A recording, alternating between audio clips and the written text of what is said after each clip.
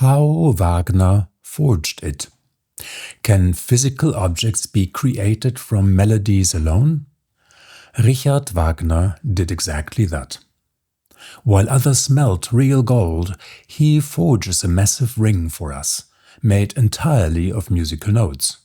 Even the gold and the hammer needed for the task take shape in your mind through music. On this channel, we'll unravel this acoustic stroke of genius works and why our brains fully tune into it. Welcome to the fascinating psychology of music.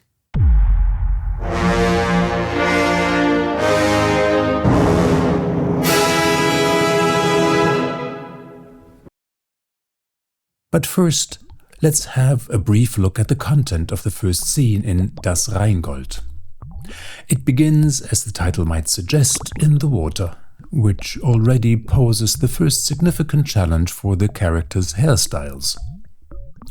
Down in the river Rhine, three young ladies, the Rhine daughters, guard a lump of gold. It's a rather pretty piece, with outstanding luminosity, at least when the sun is shining for once. Alberich appears, a rather unkempt gentleman of stocky build and poor manners. He wants to flirt, well, perhaps more than that, to be precise, significantly more. But the ladies are coy. They don't skimp on charm, even holding out the prospect of unforgettable lovemaking, only to then, when he takes the bait, and he always does, mock him cruelly.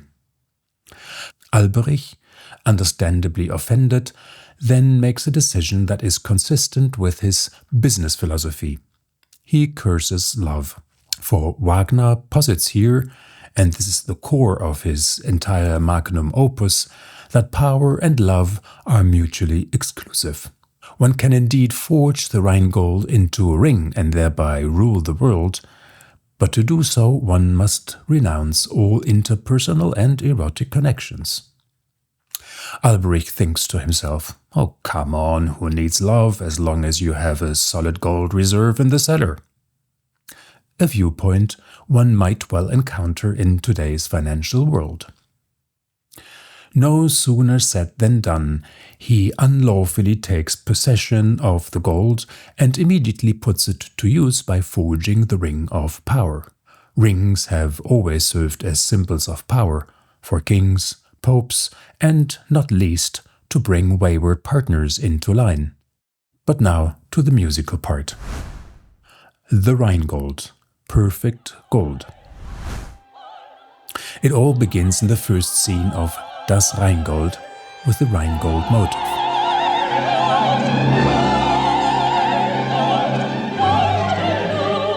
The Rhine Maidens sing it as the gold glows in the sun. If we look at the two chords on the piano, we notice all the notes of the C major scale are contained here. That is every single white key within an octave.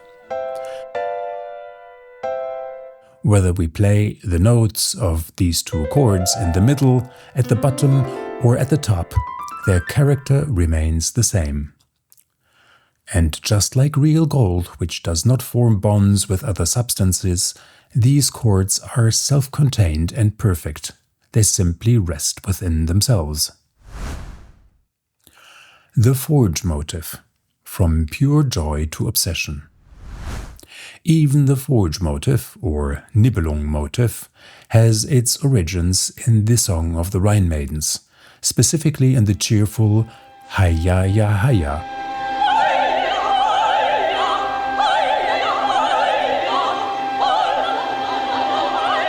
The relationship between the two motifs becomes clear in the musical notation. First, the musical notation for the Hi-ya ya hi-ya. We'll set up a staff, add a treble clef and the time signature, and now the notes. Hi, ya, ya, hi, ya, and the rest. And now let's listen to it in the orchestra.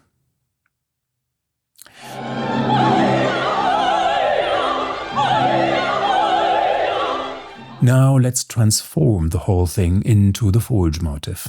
We'll make some space, move the second high a little further to the back, and also the middle section. Now we'll first triple the first high, then the second high. And now the full motif in the orchestra.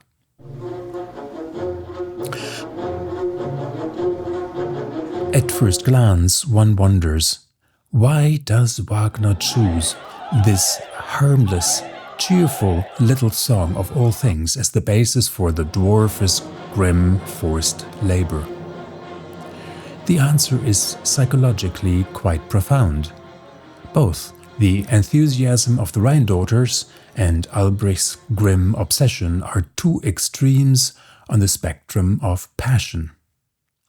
Enthusiasm, excitement, and euphoria turn into zeal, mania, fanaticism, and finally pure obsession. Anyone who is obsessed solely with power or money loses sight of friendship and love. So, in fact, Alberich doesn't even need to curse love in order to forge the gold. No magic is required. Alberich need only crave power, and he forgets love all on his own. Wagner shows us this connection by transforming the naive Haya Haya into the hammering forge motif. The ring motif. Gold becomes power. Now the Rhine Maidens enter the scene and reveal the secret to Alberich. Whoever forges the gold into a ring will gain boundless power. Alberich doesn't hesitate, seizes the gold and sets to work. What's fascinating is that Wagner also translates this goldsmithing into music. The gold nugget, the Rhine Gold motif, is forged into the ring motif by literally pulling the chords apart. Listen closely. First the radiant gold, and from that the ring emerges.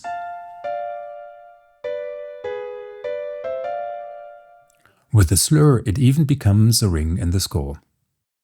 Later, in the orchestra, the whole thing sounds truly dark and menacing.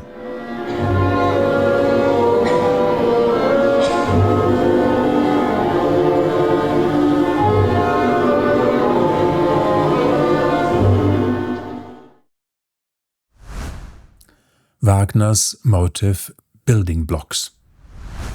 With Wagner, nothing stays the same. His motives are alive and constantly shift in meaning.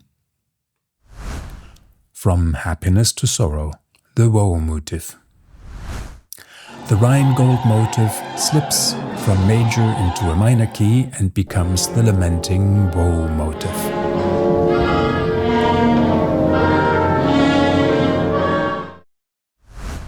Rhythm alone, the blacksmith's hammers. The forge motif sometimes loses its melody and becomes the pure rhythm of the blacksmith's hammers.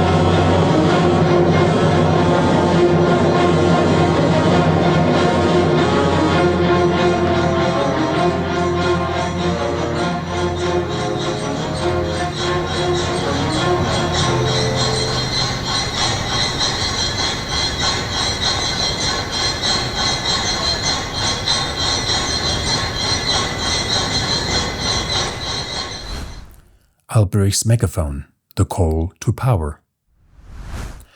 When the forge motif is stretched, is drawn out, the call of dominion emerges. This is, so to speak, Alberich's musical megaphone with which he commands his brothers and sisters.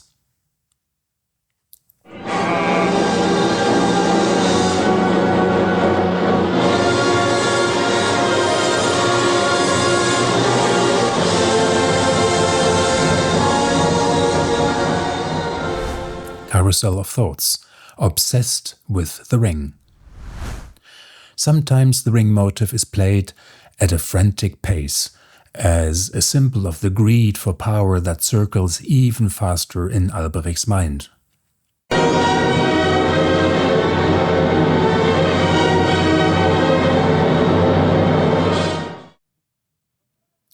I hope you enjoyed this little deep dive into Wagner's workshop. If so, please subscribe and turn on notifications so you don't miss the next one. In any case, I'd love to hear your comments. And if you haven't watched the previous episode, I link it here. You can learn there how the creators of music for Hollywood blockbusters learned from Richard Wagner. And in the next video, we'll take a closer look at the Valhalla motif and the spare motif. And you'll be amazed at just how closely they're related to the ring motif. I will link to it when it comes out. See you then. Auf Wiedersehen. Ciao.